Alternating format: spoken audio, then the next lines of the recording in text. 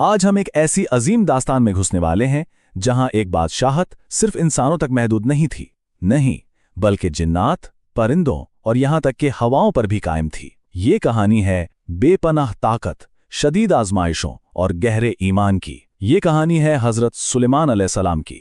ذرا سوچئے، کیا ہو اگر زمین کا سب سے طاقتور حکمران، جس کے ایک اشارے پر ہوائیں اپنا رخ بدل لیتی تھیں، صرف ایک ہی لمحے میں اپنا سب کچھ کھو بیٹھے۔ یہی وہ ڈرامائی موڑ ہے جس نے تاریخ کا رخ ہی بدل دیا۔ چلیں سب سے پہلے اس سلطنت کی شان و شوکت پر ایک نظر ڈالتے ہیں، جس کی مثال شاید تاریخ میں کہیں نہیں ملتی۔ یہ ایک ایسی دنیا تھی جو ہمارے تصور سے بھی کہیں آگے تھی۔ یہ وہ زمانہ تھا جب بادشاہ کا تخت صرف ایک جگہ رکھا نہیں رہتا تھا، بلکہ ہوا کے کندھوں پر اڑتا تھا، بادلوں کے بیچ میں سے سفر کرتا تھا۔ اور ان کی فوج وہ بھی کوئی عام فوج نہیں تھی۔ اس میں انسانوں کے ساتھ ساتھ نظر نہ آنے والے طاقتور جنات اور آسمان پر سایہ کر دینے والے پرندوں کے لشکر بھی شامل تھے۔ اور ان کا وہ تخت، وہ تو خود ایک معجزہ تھا۔ سوچئے ذرا، جیسے ہی حضرت سلیمان اس کی طرف بڑھتے، وہ خود بخود ان کے لیے گھوم جاتا۔ یہ صرف سونے کا نہیں تھا، بلکہ اس میں نایاب ہیرے جواہرات جڑے تھے۔ اس کے چاروں طرف سونے کے شیر اور مور پہرا دیتے، اور جب وہ تخت پر بیٹھتے تو سونے کے گدھ ان کے سر پر شاہی تاج کی طرح سایہ کر لیتے۔ سلطنت کی وسعت کا اندازہ اس بات سے لگائیں کہ روزانہ صرف باورچی خانے میں 20,000 اونٹوں کا گوشت تیار ہوتا تھا تاکہ پوری فوج اور تمام مخلوق کی خوراک پوری ہو سکے۔ لیکن سب سے حیران کن بات یہ ہے کہ اتنی دولت اور طاقت کے باوجود حضرت سلیمان نے کبھی شاہی خزانے سے اپنا خرچ نہیں لیا۔ وہ اپنے ہاتھوں سے کھجور کے پتوں کی ٹوکریاں بناتے اور انہیں بیچ کر اپنا گزارا کرتے تھے۔ یہ ان کی عاجزی کی ایک ناقابل یقین مثال تھی۔ تو پھر اتنی عظیم سلطنت، اتنی مضبوط بادشاہت خطرے میں کیسے پڑ گئی؟ اس کا سارا راز ایک انگوٹھی میں چھپا تھا، جو طاقت کا سرچشمہ بھی تھی اور آزمائش کا سبب بھی۔ یہ کوئی معمولی انگوٹھی نہیں تھی، اس پر اللہ کا سب سے عظیم نام یعنی اسم اعظم کندہ تھا، اور یہی وہ چیز تھی جو انہیں جنات، ہواؤں اور تمام مخلوقات پر حکومت دیتی تھی۔ اور یہیں سے دھوکے کا کھیل شروع ہوا۔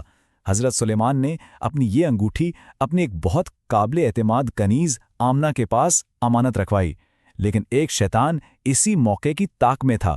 اس نے حضرت سلیمان کا بحروب بھرا آمنہ کو دھوکہ دیا اور وہ انگوٹھی حاصل کر لی۔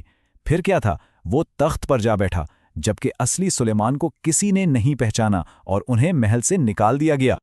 یہاں سے حضرت سلیمان علیہ السلام کی زندگی کا وہ کٹھن دور شروع ہوتا ہے جس کا تصور بھی مشکل ہے۔ وہ بادشاہ جو کبھی ہواؤں پر راج کرتا تھا، اب سڑکوں پر بے یار و مددگار تھا۔ ذرا ان کی زندگی کا فرق دیکھیے، کہاں ایک وسیع سلطنت کا حکمران اور کہاں سمندر کے کنارے مچھیروں کا ایک مزدور۔ وہ سارا دن محنت کرتے اور بدلے میں انہیں مزدوری میں صرف 2 مچھلیاں ملتیں جن سے وہ اپنا پیٹ پالتے تھے۔ اور یہ آزمائش 1 یا 2 دن کی نہیں تھی، بلکہ پورے 40 دن تک جاری رہی۔ یہ 40 دن کی مشقت، بھوک اور بے بسی صرف ایک سزا نہیں تھی، بلکہ یہ انہیں عاجزی کے ایک ایسے مقام پر لے جا رہی تھیں جہاں سے حکمت کے نئے دروازے کھلنے والے تھے۔ لیکن سوال یہ پیدا ہوتا ہے کہ اللہ کے ایک نبی پر آخر یہ آزمائش آئی ہی کیوں؟ اس کے پیچھے کیا گہری حکمت چھپی ہوئی تھی؟ اس کی جڑیں حیرات انگیز طور پر خود ان کے اپنے گھر میں تھی۔ انہیں خبر بھی نہ تھی، اور ان کے محل کے اندر بت پرستی ہو رہی تھی۔ یہ صرف ایک واقعہ نہیں تھا، بلکہ ان کی روحانی نگرانی کا ایک امتحان تھا، ایک گہری وارننگ کہ جس سلطنت کے وہ ظاہری بادشاہ تھے، اس کے اندر شرک پھل رہا تھا اور انہیں اس کی بھنک تک نہ تھی۔ 40 دن پورے ہونے پر یہ کہانی اپنے عروج پر پہنچتی ہے۔ قدرت نے ایک معجزے کے ذریعے بادشاہ کو اس کا کھویا ہوا مقام واپس دلا دیا۔ اور پھر وہ دن آیا، انہیں مزدوری میں ایک مچھلی ملی۔ جب وہ اسے کھانے کے لیے صاف کرنے لگے اور اس کا پیٹ چاک کیا تو اندر ان کی انگلیاں کسی سخت ٹھنڈی چیز سے ٹکرائیں۔ انہوں نے اسے باہر نکالا اور ان کی آنکھیں حیرت سے کھلی رہ گئیں۔ یہ وہی گمشدہ انگوٹھی تھی۔ جس لمحے انہوں نے وہ انگوٹھی اپنی انگلی میں پہنی، پوری کائنات میں جیسے ایک ہلچل مچ گئی۔ ہوائیں ان کے گرد گھومنے لگیں، پرندوں نے آسمان پر سایہ کر دیا، اور جنات فوراً سمجھ گئے کہ ان کا اصلی بادشاہ واپس آ چکا ہے۔ اور اس شیطان کا کیا بنا؟ انگوٹھی پہنتے ہی اس کا سارا جادو ٹوٹ گیا۔ حضرت سلیمان کی فوجوں نے اسے پکڑ لیا اور اسے ایسی سزا دی گئی جو قیامت تک کے لیے ایک عبرت بن گئی۔ اسے اور اس کے ساتھیوں کو پتھروں میں اور سمندر کی گہرائیوں میں ہمیشہ کے لیے قید کر دیا گیا۔ لیکن یہ کہانی صرف اقتدار کی واپسی پر ختم نہیں ہوتی۔ حضرت سلیمان کی ان آزمائشوں میں ہم سب کے لیے بہت گہرے اور کبھی نہ بھولنے والے سبق چھپے ہیں۔ ایک سبق تو ہدہد پرندے کی کہانی میں ہے۔ وہی پرندہ جو زمین کی گہرائی میں پانی دیکھ سکتا تھا، مٹی کے نیچے چھپے ایک معمولی سے جال کو نہ دیکھ سکا اور پھنس گیا۔ اس سے پتہ چلتا ہے کہ جب اللہ کا فیصلہ آ جاتا ہے تو انسان کی تیز سے تیز نظر بھی اندھی ہو جاتی ہے۔